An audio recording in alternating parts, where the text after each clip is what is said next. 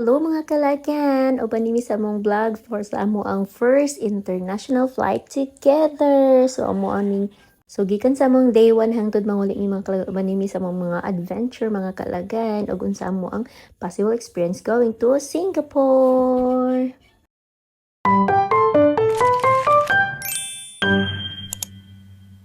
So, good morning mga kalagan, no? So, today, we're going to Singapore mga kalagan. So, first day na mo mga kalagan, more on travel lagi ni mga kalagan. So, quick fit check with me and Gavin and Thea. So, mo ni among outfit going to Singapore. So, among flight mga kalagan is 11 a.m. in the morning. So, 5 pa lang, nagbiyahe na migikan din sa Malaybalay City going to Cagayan de Oro. Kas mas maayo nang sayo ta mga kalagan kaysa malate ta mga kalagan, no?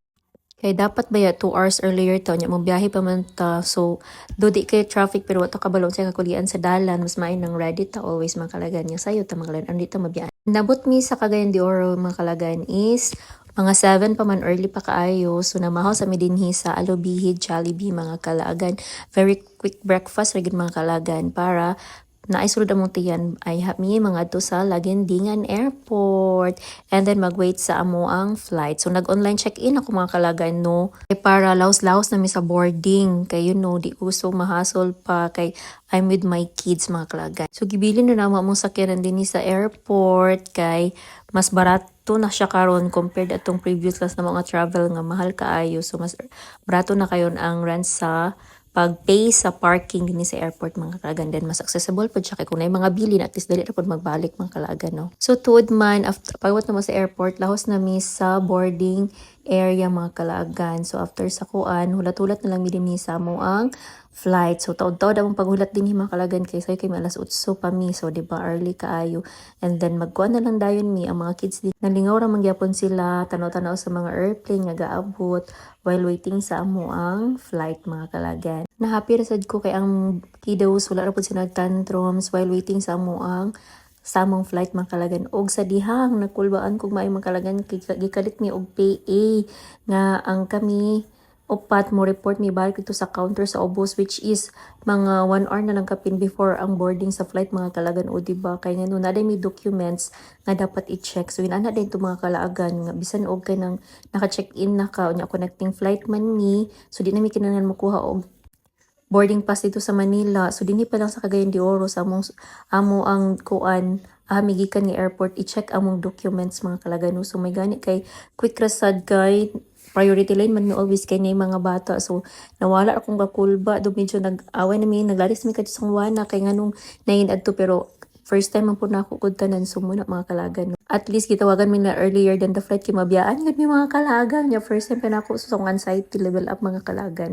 Kulba man day kaining matawag ta sa public address mga kalagan, abi na ko kung say problema sa amo ang mga kalagan, pero smooth ra day siya kay kompleto man pud mi og documents. And then before 11 naka onboard na mi sa eroplano, and ang duha naglalis na pud yung sila mo lingkod magpaduol tanan sa bintana mga kalagan. But anyway, okay ra kay mong flight, smooth ra kay mong flight. So maabot mi og Manila mga around 1 PM mga kalagan. So mao ni akong first flight after ato experience na mo sa Iloilo mga kalagan, no, nga worst experience na ko ever nga wala mi nakaland bang kalagan. So napagid ako gihapon akong kakulba akong anxiety since kauban ako mga anak mga kalagan. So pasalamat sad ko nga maayo kay ang panahon kay just keep on praying gid nyo safe and smooth ra gid amo ang flight going to Singapore o pabalik mga kalagan. Tuod man si Thea nag-enjoy daw siya sa window side, of course siya ginida og kay kuan man nagsabot mi nga sigabgab na pod sunod pagbalik na mga kalagan. So in kuan tuod man abot na mi og Manila mga kalagan. So ang next part ani mga kalagan is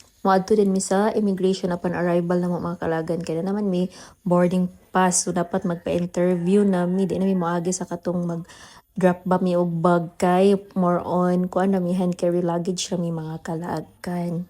Yes mga kalagan. Immigration mga kalagan is located sa 3rd floor sa terminal 3 dinhi sa Ninoy International Airport mga kalagana. So we're heading there and we are very nervous. I am ready ay no kasi bana kay chill ra kay siya kay ingon niya okay ra daw kaayo mga kalagano. So tuod man priority lang gyapon mi abot dinhi. So ang ipangutana na sa immigration sa mua kay kano sa mi mo balik unsa among trabaho mga kalagan. So mura to mga kalagan. Tataka na dahil nila nga amo ang passport. So happy kay ko naka 10 taon kog tunog kay madayon gid sa Singapore kay ni nakapasar man mi sa immigration. So after that, kaya launa mi nakabot man nila mga kalaagan nangita mi og makan-an dinhi mga kalaagan. So pag dinhi naka sa kuan departure area, gamay na lang ang makadaan dinhi. So dinhi mi sa tapaking naka-chance og kaon mga kalaagan. Lang medyo no priceyhan namin no pero wala ra dinhi katukat sa mong magasto dito Singapore mga kalagan. So after kaon, ni-proceed namin sa mo ang boarding gate o dito namin nag-atong-atong. So thankful ko kay na playground din hi at least ira kay ma-board ang mga kiddos while waiting sa mo ang dugay kay nga flight. Kaya ang flight mga kalagan is alas 8 pa sa gabi which is alauna pa may maabot dito sa Singapore mga kalaagan. So dinhi medyo serious sa pangutana kung kanus ana may mo flight mga kalaagan. Dapat sila gibati og katulgon mga kalaagan no as in on the go jud kay ni mga bataan ni murag ginagin ni gilawatan sa pagkalaagan. So tuod man nag-announce na nga mag-onboard na ang among flight mga kalaagan. So we are boarding 5J8 out. We're going to Singapore and my goodness so excited mga kalaagan. So let's go. Muna gid ni ang tinuod mga kalaagan madto na gyud ta og Singapore o diba first time na ako first time sa kumain first time na mo tanan so swerte yung mga bata kay nakatry na sila aning mag-abroad at early age welcome may mga tiguwang na may mga kalagan so didi is like pagyapon si Dudong so na namin sa airplane yes mga kalagan so ang flight from Manila to Singapore mga kalagan is 3 hours mga kalaagan no and then thankful pud mi kay maayo ang panahon though nag-search ko sa weather forecast is na ay bagyo unta din sa Pilipinas pero pasalamaton kay ko kay maayo ra ang weather din sa amuhang during sa among flight mga kalaagan and after 2 hours kapin so wala gid mi nag 3 hours mga kalaagan we arrive at Singapore. Yes, mga kalagan. Look at that. Unsa ka na ko ilang airport, mga kalagan. No? So, si Tia ang nasa window side. So, siya ang take video ani mga kalagan. Kaya di man gid siya magpapuli diha sa window side. Gilaki-lakan man niya kay sigab-gabon tato. Pero, nagbaylo gid sila mga kalagan.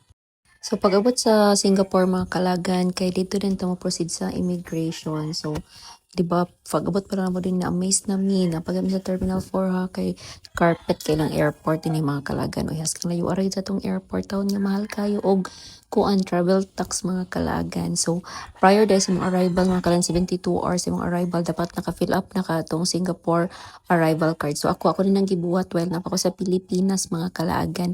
And then, nag-print ko hard copy mga kalagan. So, mo ato mga kalagan. So, na-amaze namin, nabaklay-baklay din sa ilahang airport. And then, sa aeroplano pa lang, natulog ding duha. Pero pag naog, as in na-alive, alert, awake, napod din sila mga kalagan, no? So, di pa na ako ma-explain akong ka-happy kay finally naka-abroad rin naka-try rin mga kalagan.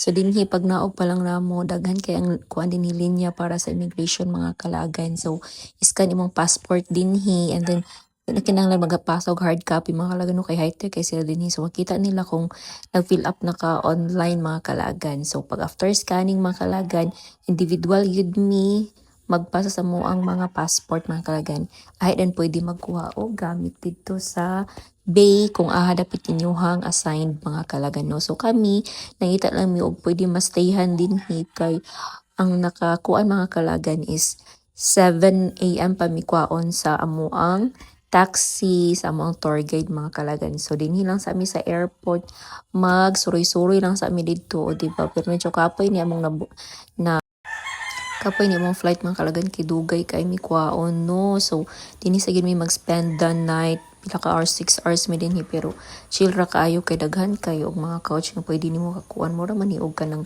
mansion ilahang airport as in social yun kay mga kalagan ay so pag-abot na mo wala pa kay gibati katulgo ng mga bata o ka-board kay nalingaw pa sila og suroy-suroy dinhi around sa airport mga kalagan din sa arrival area mga kalagan.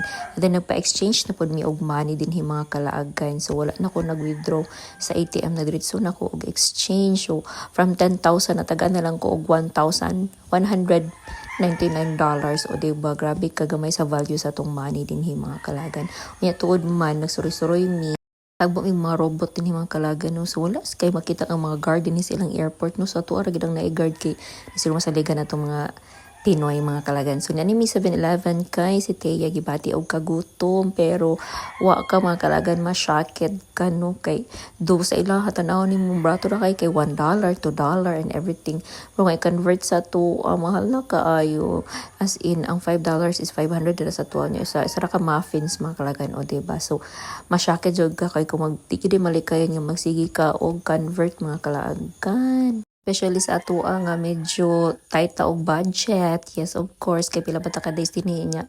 We're a family of 4. So, times 4 atong mga gasto din mga kalaagan. O, diba? Pero, for the experience, of course, alam ka naman di ta mukaon. So, mangitan ang tag medyo brato.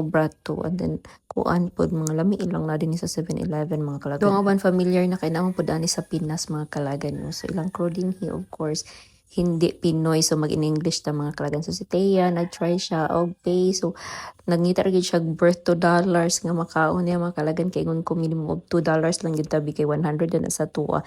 So expensive o diba. So abtag pila ka kuan nag-sleep po ni dinhi and then 7 AM na mga kalagan. That's why mugawas na mi dinhi sa airport para ihatod nimi sa hotel namo mga kalaagan. Ngit-ngit pa dinhi ang 7 AM sa Singapore mga kalaagan ay dugay mo hayag dinhi.